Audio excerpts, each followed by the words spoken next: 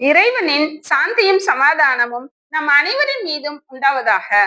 ஜமாத்தே இஸ்லாமிய ஹிந்த் ஆகஸ்ட் 15 முதல் 31 வரை போதையில்லா தமிழ்நாடு என்னும் பரப்புரையை மேற்கொண்டுள்ளது. போதைக்கு அடிமையானவர்களை ஒருபோதும் ஏற்காதீர்கள். அவர்கள் கெட்டவர்கள் எனவும் நினைக்காதீர்கள். அவர்கள் அதிலிருந்து மீண்டு வருவதற்கான கதவுகளை அடைத்து விடாதீர்கள்.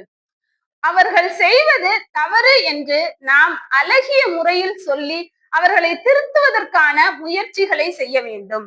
அவர்களுக்கு குடும்பத்தாரின் அரவணைப்பு தேவைப்படலாம். மருத்துவ நிபுணர்களின் ஆலோசனை தேவைப்படலாம். அதிலிருந்து மீண்டு வருவதற்கான வழிவகைகளை அவர்கள் தேடிக்கொண்டிருக்கலாம். நாம் அவர்களுக்காக என்ன செய்ய காத்திருக்கின்றோம்? ஒரு மனிதரை கீழே தள்ளுவது என்பது மிகவும் எளிமையானது. ஆனால் அவர்களை பழைய நிலைக்கு மீண்டு கொண்டு வருவது என்பதுதான் ஒரு சமூக பணியாகும்.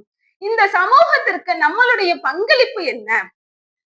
மண்ணில் உள்ள மனிதர்களை நீங்கள் நேசித்தால் விண்ணில் உள்ள இறைவன் உங்களை நேசிப்பான் என கூறியிருக்கின்றார்கள். எனவே போதையில்லா தமிழ்நாட்டை உருவாக்குவோம். போதையில்லா சமுதாயத்தை உருவாக்குவோம். போதையில்லா இளைய தலைமுறையினரை உருவாக்குவோம். நமது பங்களிப்பு அதில் உறுதுணையாக இருக்கட்டும்.